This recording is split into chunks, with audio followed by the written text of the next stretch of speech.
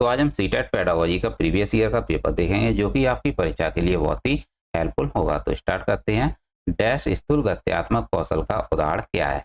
बताइएगा इसका सही उत्तर क्या है। इसका सही उत्तर है ऑप्शन पहला, भागना स्थूल गत्यात्मक कौशल का उदाहरण है जो कि ग्रॉस मोटर स्किल है। अगला प्रश्न है, अधिकतर बच्चे पेन पकड़ना सीखने से पहले गिलास पकड़ना सीख लेते हैं। विकास का कौन सा सिद्धांत इस विशेष दिशा का वर्णन करता है? बताइए इसका सही उत्तर क्या है। इसका सही उत्तर है ऑप्शन दूसरा, अधोगामी सिद्धांत इसका सही उत्तर है। अगला प्रश्न है, बहुत छोटे बच्चों के लिए निम्न में से कौन सी संस्थाएं सामाजिक कड़ की प्राथमिक संस्थाएं हैं? बताइए इसका सही उत्तर क्या है। बहुत छोटे बच्चों के लिए निम्न में से कौन सी संस्थाएं सामाजिक कड़ की प्राथमिक संस्थाएं हैं? इसका सही उत्तर है ऑप्शन चौथा, परिवार और आस पड़ोस इसका सही उत्तर है। अगला प्रश्न है, जीन पियाजे के संज्ञानात्मक विकास सिद्धांत के अनुसार बच्चे किस चरण में निगमनात्मक रूप से सोच सकते हैं? बताइएगा इसका सही उत्तर क्या होगा।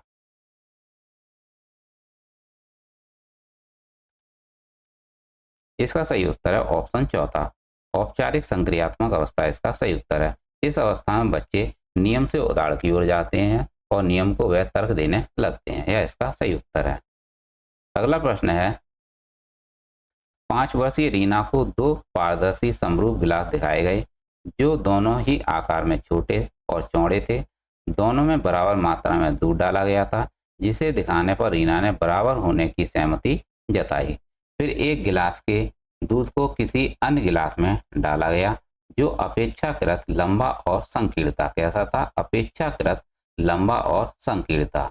अब रीना का मानना है कि लंबे गिलास में छोटे गिलास की अपेक्षा दूध ज्यादा है। जीन पियाजे के सिद्धांत के अनुसार यह क्या दर्शाता है? बताइए इसका सही उत्तर क्या है। जीन पियाजे के सिद्धांत के अनुसार यह क्या दर्शाता है? इसका सही उत्तर है विकेंद्रीय कण में कठिनाई। इसका सही उत्तर है, यह दर्शाता है विकेंद्रीय कण में कठिनाई को। अगला प्रश्न है, अनु का तर्क है कि केवल समाज ही तय कर सकता है कि क्या सही है, व्यक्तिगत रूप नहीं।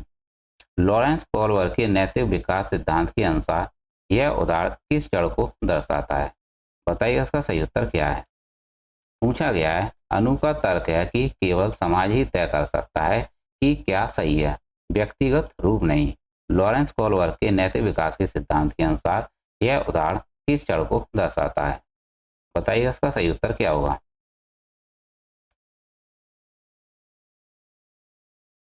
इसका सही उत्तर है ऑप्शन तीसरा, अधिकारिता एवं सामाजिक क्रम व्यवस्था अभिविन्यास इसका सही उत्तर है।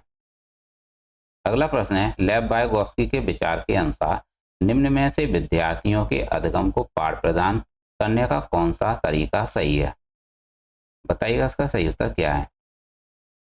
लेव वाइगोत्स्की के विचारों के अनुसार निम्न में से विद्यार्थियों के अधिगम को पाठ प्रदान करने का कौन सा तरीका सही है? तो इसका सही उत्तर है ऑप्शन तीसरा, जरूरत पड़ने पर संकेत और इशारे देना। यह पाठ प्रदान करना कहलाता है। अगला प्रश्न है, लेव वाइगोत्स्की ने निम्न में से किसे बढ़ावा दिया है? बताइए इसका सही उत्तर क्या है। लेव वाइगोत्स्की ने निम्न में से किसे बढ़ावा दिया है? बताइए इसका सही उत्तर क्या है। इसका सही उत्तर है ऑप्शन दूसरा, सहयोगात्मक अधिगम को बढ़ावा दिया है लेव वाइगोत्स्की ने। यह इसका सही उत्तर है। अगला प्रश्न है,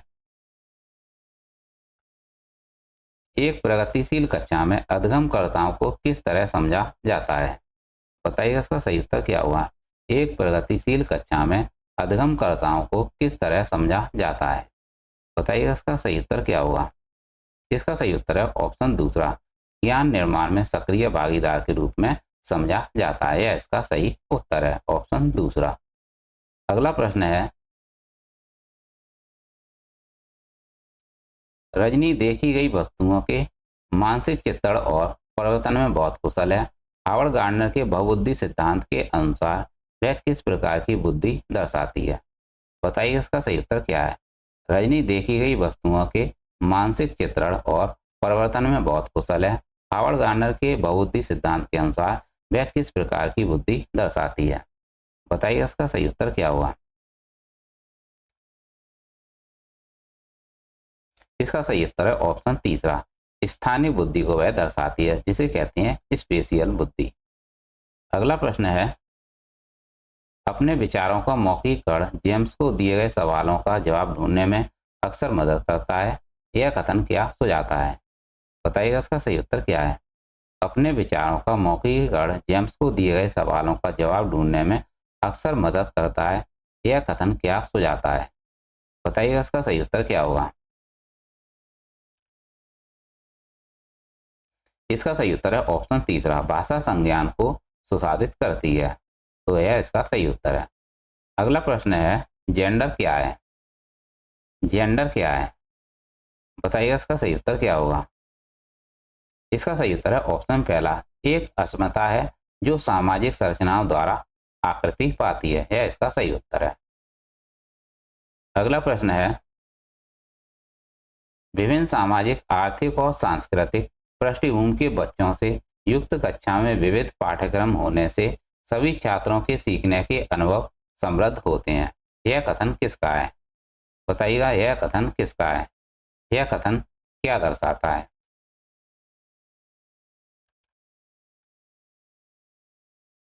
बताइएगा इसका सही उत्तर क्या होगा। विभिन्न सामाजिक, आर्थिक और सांस्कृतिक पृष्ठभूमि के बच्चों से युक्त कक्षा में विविध पाठ्यक्रम होने से सभी छात्रों के सीखने के अनुभव समृद्ध होते हैं। यह कथन किससे संबंधित है? इसका सही उत्तर है ऑप्शन पहला, सही है, क्योंकि बच्चे अपने साथियों से कई कौशल सीखते हैं। यह इसका सही उत्तर है। अगला प्रश्न है, अधिगम के लिए मूल्यांकन किस प्रकार का होना चाहिए? अधिगम के लिए मूल्यांकन किस प्रकार का होना चाहिए? संदर्भित, मानकीकृत, मानदंड संदर्भित या अध्यापक अभिमुखी? इसका सही उत्तर है ऑप्शन पहला, संदर्भित होना चाहिए। अधिगम के लिए मूल्यांकन संदर्भित होना चाहिए, इसका सही उत्तर है। अगला प्रश्न है, एक अध्यापका द्वारा अपनाई गई कौन सी युक्ति विद्यार्थियों में सृजनात्मक सोच को बढ़ावा देगी? बताइएगा इसका सही उत्तर क्या है। एक अध्यापका द्वारा अपनाई गई कौन सी युक्ति विद्यार्थियों में सृजनात्मकता सोच को बढ़ावा देगी? बताइएगा इसका सही उत्तर क्या है। इसका सही उत्तर है ऑप्शन दूसरा, किसी समस्या को दर्शाने के अवसारी तरीके को प्रोत्साहित करना या फिर ऐसी समस्याएं प्रस्तुत करना जिनके लिए नवचारी समाधान खोजने की जरूरत हो। तो बताइएगा इन दोनों में से कौन सा उत्तर सही होगा। इसका सही उत्तर है ऑप्शन चौथा। ऑप्शन चौथा इसका सही उत्तर है, ऐसी समस्याएं प्रस्तुत करना जिनके लिए नवचारी समाधान खोजने की जरूरत हो। यह इसका सही उत्तर है। अगला प्रश्न है, वंचित वर्गों से संबंधित विद्यार्थियों के सफल समावेशन हेतु निम्न में से क्या जरूरी है? बताइएगा इसका सही उत्तर क्या है। वंचित वर्गों से संबंधित विद्यार्थियों के सफल समावेशन हेतु निम्न में से क्या जरूरी है? बताइएगा इसका सही उत्तर क्या होगा। इसका सही उत्तर है ऑप्शन तीसरा, उचित समायोजन इसका सही उत्तर है। अगला प्रश्न है, निम्न में से किस सिद्धांत पर समावेशन की विचारधारा आधारित है? निम्न में से किस सिद्धांत पर समावेशन की विचारधारा आधारित है? समता, समानता, अलगाव या पक्षपात? इसका सही उत्तर है समता, जिसे इक्विटी कहते हैं। यह इसका सही उत्तर है। अगला प्रश्न है, अवधान, न्यूनता, अतिक्रियाशीलता, विकार से जूझते विद्यार्थियों में निम्न में से कौन सा अवलक्षण अक्सर पाया जाता है? बताइएगा इसका सही उत्तर क्या है। अवधान, न्यूनता, अतिक्रियाशीलता, विकार से जूझते विद्यार्थियों में निम्न में से कौन सा अवलक्षण अक्सर पाया जाता है? बताइए इसका सही उत्तर क्या है। इसका सही उत्तर है ऑप्शन चौथा, आकुल होना इसका सही उत्तर है, जिसे कहते हैं रेस्टलेस। अगला प्रश्न है, सृजनात्मक विद्यार्थी के बारे में निम्न में से क्या सही है? सृजनात्मक विद्यार्थी के बारे में निम्न में से क्या सही है? बताइए इसका सही उत्तर क्या होगा।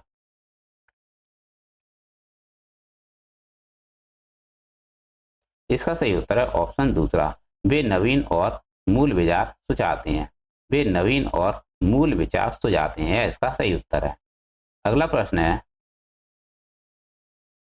स्वलीनता कई प्रकार के क्षेत्रों में चुनौती पैदा करती है, फिर भी स्वलीनता से जूझते विद्यार्थियों में निम्न में से कौन सा सामर्थ्य होता है जिसका अध्यापिका सदुपयोग कर सकती है?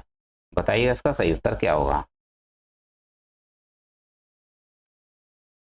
बताइएगा इसका सही उत्तर क्या होगा। स्वैलीनता कई प्रकार के क्षेत्रों में चुनौती पैदा करती है, फिर भी स्वैलीनता से जूझते विद्यार्थियों में निम्न निम्न में से कौन सा सामर्थ्य होता है जिसका अध्यापिका सदुपयोग कर पाती है, कर सकती है? बताइए इसका सही उत्तर क्या है।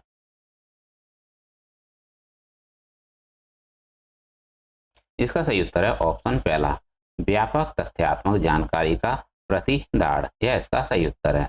व्यापक तथ्यात्मक जानकारी का प्रतिदान, यह इसका सही उत्तर है।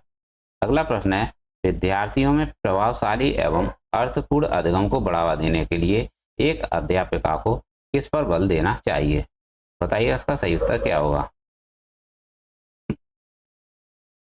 पूछा गया विद्यार्थियों में प्रभावशाली एवं अर्थपूर्ण अधिगम को बढ़ावा देने के लिए एक अध्यापिका को किस पर बल देना चाहिए? इसका सही उत्तर बताइए क्या होगा। इसका सही उत्तर है ऑप्शन चौथा, पाठ्य सामग्री को वास्तविक जीवन संदर्भ से जोड़ने के लिए। यह इसका सही उत्तर है। अगला प्रश्न है, निम्न में से कौन सा उपागम विद्यार्थियों के ज्ञान अर्जन की योग्यता को कमतर आंकता है? बताइए इसका सही उत्तर क्या है। निम्न में से कौन सा उपागम विद्यार्थियों के ज्ञान अर्जन की योग्यता को कमतर आंकता है? बताइए इसका सही उत्तर क्या है। इसका सही उत्तर है ऑप्शन चौथा, निष्क्रिय नकल इसका सही उत्तर है। अगला प्रश्न है, कथन दिया हुआ है, किसी नए संप्रदाय को पढ़ाने के समय एक अध्यापिका को विद्यार्थियों के पूर्व ज्ञान को सक्रिय करना चाहिए, और तर्क दिया हुआ है, अधिगम अधिक प्रभावशाली होता है जब विषय वस्तु की जानकारी के असंबंधित खंडों के रूप में प्रस्तुत किया जाता है। तो बताइएगा इसका सही उत्तर क्या है। पूछा गया, किसी नए संप्रदाय को पढ़ाने के समय एक अध्यापिका को विद्यार्थियों के पूर्व ज्ञान को सक्रिय करना चाहिए, और तर्क दिया हुआ है, अधिगम अधिक प्रभावशाली होता है जब विषय वस्तु को जानकारी के असंबंधित खंडों के रूप में प्रस्तुत किया जाता है। तो बताइएगा इसका सही उत्तर क्या है। इसका सही उत्तर है ऑप्शन तीसरा, ए सही है लेकिन आर गलत है। आर गलत है। अगला प्रश्न है, अधिगम की प्रकृति डैश और डैश है। बताइएगा इसका सही उत्तर क्या है।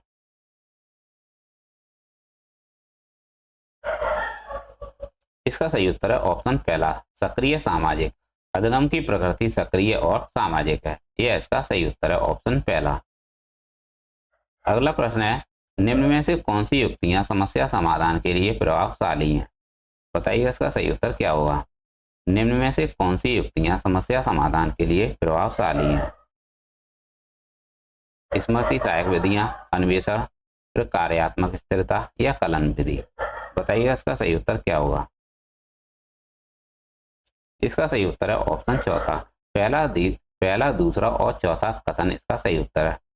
पहला, दूसरा और तीसरा। स्मृति सहायक विधियां, अन्वेषण जिसे खोज कहते हैं, और कलन विधि, यह इसका सही उत्तर है। कलन विधि, अन्वेषण और स्मृति सहायक विधियां जो कि समस्या समाधान के लिए प्रभावशाली युक्तियां हैं।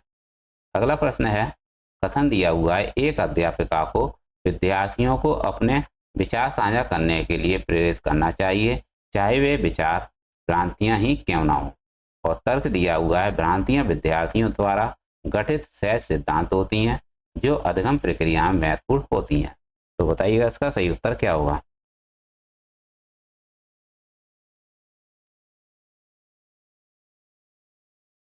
इसका सही उत्तर है ऑप्शन पहला, ए और आर दोनों सही हैं और आर एक ही सही व्याख्या करता है। इसका सही उत्तर है ऑप्शन पहला। अगला प्रश्न है, संवेगों और संज्ञान के संदर्भ में निम्न में से कौन सा कथन सही है? संवेगों और संज्ञान के संदर्भ में निम्न में से कौन सा कथन सही है? बताइए इसका सही उत्तर क्या है। इसका सही उत्तर है ऑप्शन दूसरा, संतुलित उत्साह भागीदारी और अधिगम को बढ़ाता है। तो याद रखिएगा, संवेगों और संज्ञान के संदर्भ में कौन सा कथन सही है? संतुलित उत्साह भागीदारी और अधिगम को बढ़ाता है, इसका सही उत्तर है। अगला प्रश्न है, विद्यार्थियों को किस प्रकार के लक्ष्य निर्धारित करने के लिए प्रेरित करना चाहिए? बताइए इसका सही उत्तर क्या है। इसका सही उत्तर है ऑप्शन पहला, महारत उन्मुखी। यह इसका सही उत्तर है। मास्टरी ओरिएंटेड इसका सही उत्तर है। यह इसका सही उत्तर है, महारत उन्मुखी। अगला प्रश्न है, डैश अधिगम को सकारात्मक रूप से प्रभावित करता है जबकि डैश नकारात्मक रूप से प्रभावित करता है। तो बताइए इसका सही उत्तर क्या है। पूछा गया है डैश अधिगम को सकारात्मक रूप से प्रभावित करता है जबकि डैश नकारात्मक रूप से प्रभावित करता है। तो इसका सही उत्तर क्या होगा। इसका सही उत्तर है ऑप्शन चौथा, स्कीमा सक्रियता और अधिगम असक्ता। स्कीमा सक्रियता अधिगम को सकारात्मक रूप से प्रभावित करता है जबकि अधिगम असक्ता नकारात्मक रूप से प्रभावित करता है। यह इसका सही उत्तर है, ऑप्शन चौथा इसका सही उत्तर है। अगला प्रश्न है, राष्ट्रीय शिक्षा नीति 2020 किस प्रकार के शिक्षा शास्त्रों का प्रस्ताव रखती है। परीक्षा केंद्रित, अध्यापक केंद्रित, अधिगमकर्ता केंद्रित या बहिष्कार केंद्रित। बताइए इसका सही उत्तर क्या है। इसका सही उत्तर है ऑप्शन तीसरा, अधिगमकर्ता केंद्रित। राष्ट्रीय शिक्षा नीति 2020 किस शिक्षा शास्त्र पर प्रस्ताव रखती है। अधिगमकर्ता केंद्रित इसका सही उत्तर है। यह इसका सही उत्तर है। तो दोस्तों ये थे सीटेट पेडागोजी के प्रीवियस ईयर के प्रश्न जो कि आपकी परीक्षा के लिए बहुत ही हेल्पफुल होंगे। तो इन प्रश्नों को और देख लीजिएगा, आपका कॉन्सेप्ट बनेगा। तो मिलते हैं नेक्स्ट क्लास में। नेक्स्ट क्लास आपकी सोशल साइंस की होगी जो कि आपकी परीक्षा के लिए बहुत ही हेल्पफुल होंगे। तो मिलते हैं नेक्स्ट क्लास में। Thanks for watching.